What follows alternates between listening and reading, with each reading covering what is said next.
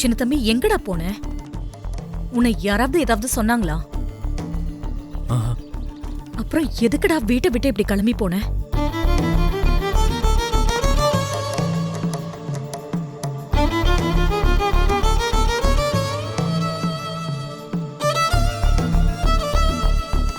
ஏப்பா சின்ன தம்பி, உன்ட்டதான் அம்மா கேட்டுட்டு இருக்காங்க.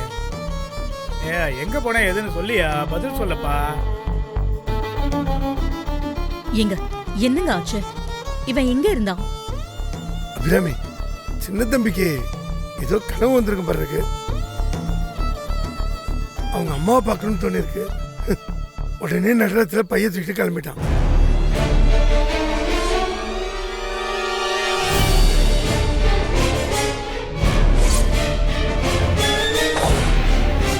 இங்க எதுக்கு வந்து படுத்திருக்க? பையெல்லாம் வேற எடுத்துட்டு வந்திருக்க. உங்ககிட்ட தானே கேட்டுட்டு இருக்கேன். என்ன பிரச்சனை? வீட்டில் யாராச்சும் சொன்னாங்களா? பெரியய்யா அவங்க எதுவும் சொல்லலைங்கய்யா. நானாதான் பெரியய்யா கிளம்புனேன். நைட்டெல்லாம் தூக்கமே வரலங்கய்யா. என்னமோ அம்மாவை பார்க்கணுன்னு தோணுச்சு.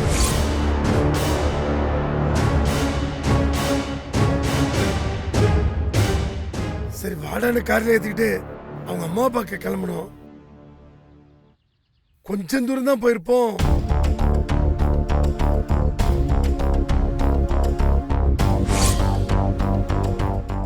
பெரியய்யா நம்ம வீட்டுக்கு வண்டி விட சொல்லுங்கய்யா. எனக்கு எல்லாம் தெரியும், நீ சும்மா இரு. இல்லைங்கய்யா, நாச்சியாராம என்னை தேடிட்டு இருக்காங்கன்னு சொன்னீங்கல்ல, முதல்ல அவங்கள போய் பார்க்கலாம். அவங்க ஏதாவது நினைச்சு பயந்துட்டு இருக்க போறாங்கய்யா. சரிடா, அதுக்கு ஒரு ஃபோன் பண்ணி சொல்லிட்டா போகுது. அதெல்லாம் ஒன்றும் வேணாம் பெரியய்யா. நாச்சியாராமகிட்ட நான் சொல்லாம கிளம்பி வந்ததே பெரிய தப்பு. இப்போ அவங்க என்னை தேடிட்டு இருக்காங்கன்னு தெரிஞ்சும் அவங்க முன்னாடி போய் நிற்காம எங்கள் அம்மாவை பார்க்க போகிறது எனக்கு சரியாக படலை. முதல்ல நாச்சியாராமா பார்த்துடலாங்கய்யா. பார்த்து சொல்லாமல் கிளம்புனதுக்கு மன்னிப்பு கேட்டாதாங்க எனக்கு மனசு ஆறும். நான் சாயந்தரமாக கூட எங்கள் அம்மா பார்த்துக்கிறேங்கய்யா. என்னடா சின்ன பையன் மாதிரி அதான் ஃபோன் பண்ணி சொல்கிறேன்னு சொல்கிறேன்ல. தயவு செஞ்சு வண்டியை வீட்டுக்கு விட சொல்லுங்கய்யா.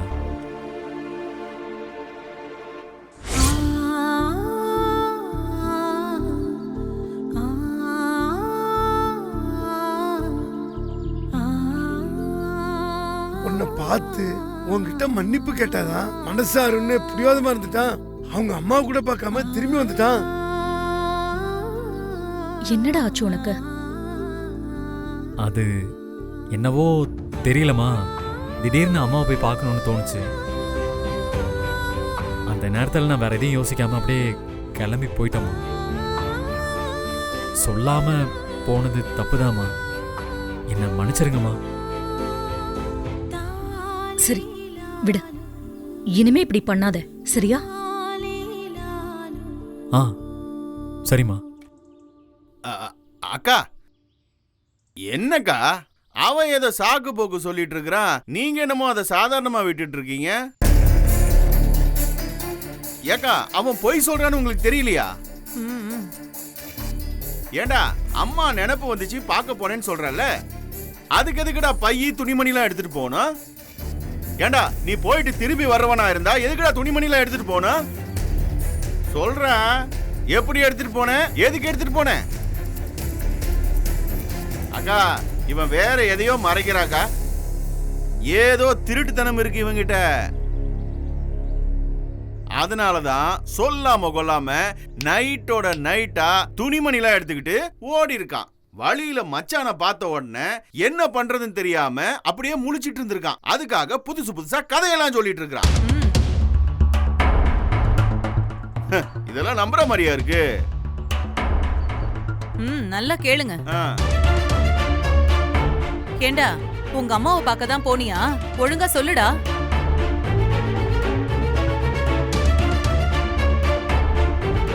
பாத்தீங்களா நீ பதில் அவன் வாயில இருந்து வருதா? பாத்தீங்களா? எனக்கு நல்லா தெரிஞ்சு போச்ச. நீ இவன் தான் அம்மனுக்கு செஞ்ச தாலி எடுத்திருப்பான்னு உங்களுக்கு கொஞ்சம் கூட சந்தேகம் வரல?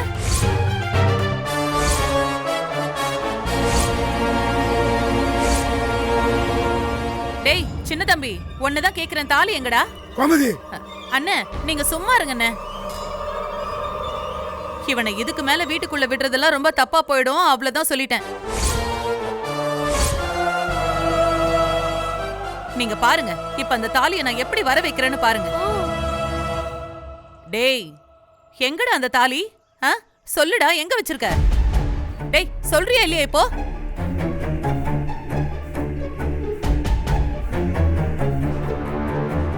அப்பா, அந்த பைய வாங்கி பாருங்கப்பா. அதுலதான் இருக்கும். இல்ல அந்த பேண்ட் பாக்கெட்ல இருக்கும். செக் பண்ணா தெரிஞ்சிரும்.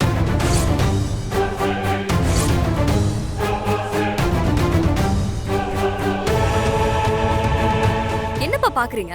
போய் வாங்கி பாருங்க.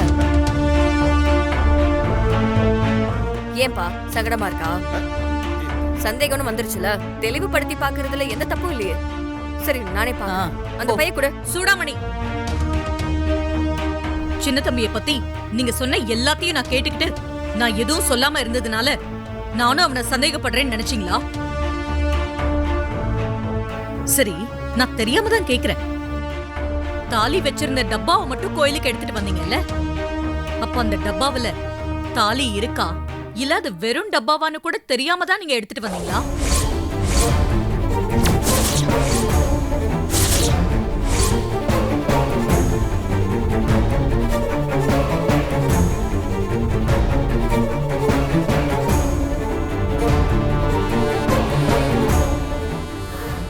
ஆமால, அப்ப இவளுக்கு தான் தாலி அமுக்கிட்டாளுகளோ?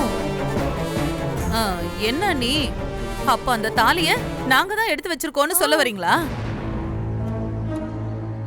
அண்ணே, என்னன்னு எங்க மேல இப்படி ஒரு பழிய போடுறாங்க, நீங்களும் பாத்துக்கிட்டு சும்மா இருக்கீங்களே. பழி போடுறதுன்னா நான் அப்பவே போட்டிருக்க மாட்டேனா? எதுவும் முழுசா தெரியாம அவசரப்பட்டு பேசிடக்கூடாதுன்னு தான் நான் எதையும் கேட்கல.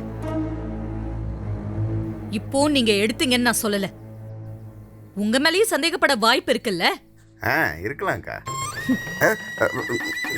இல்லக்கா, வாய்ப்பு இருக்குன்னு சொன்னதுக்கே உங்களுக்கு எப்படி இருக்கு? அப்போ சின்ன தம்பி தான் தாலியை எடுத்திருப்பான்னு நம்பி அவன் பைய புடுங்க போறியே, அப்ப சின்ன தம்பிக்கு எப்படி இருக்கும்?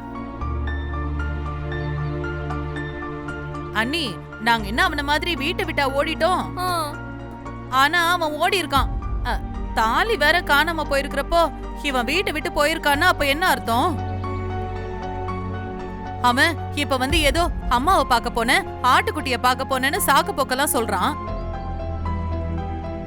நீங்களும் அவனை அப்படியே கண்மூடித்தனமா நம்பிக்கிட்டு எங்களை குத்த சொல்றீங்க. அதானே. இத பாருங்க, அவன் அவங்க அம்மாவை பாக்குற எண்ணத்தோடு தான் போயிருப்பான்னு நானும் நம்பல.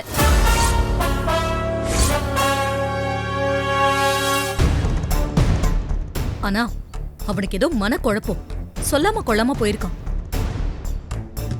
அதுக்கு நீங்க இப்படி திருட்டு பட்டம் கட்ட துடிக்கிறீங்க பாத்தீங்களா? அதுக்கு சம்பந்தம் இல்ல.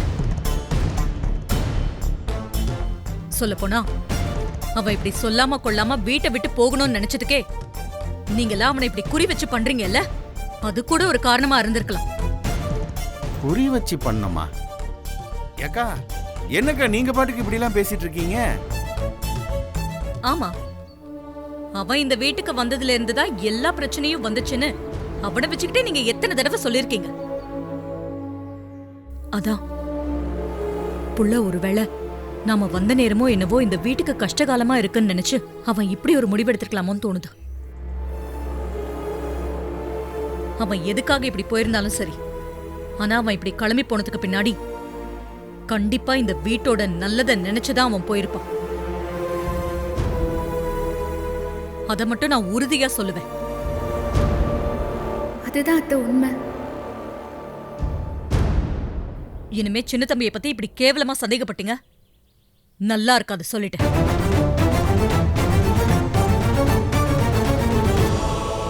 சின்ன தம்பி, நீ இல்லேன்னா தாண்டா எனக்கு கை உடைஞ்ச மாதிரியே இருக்கு.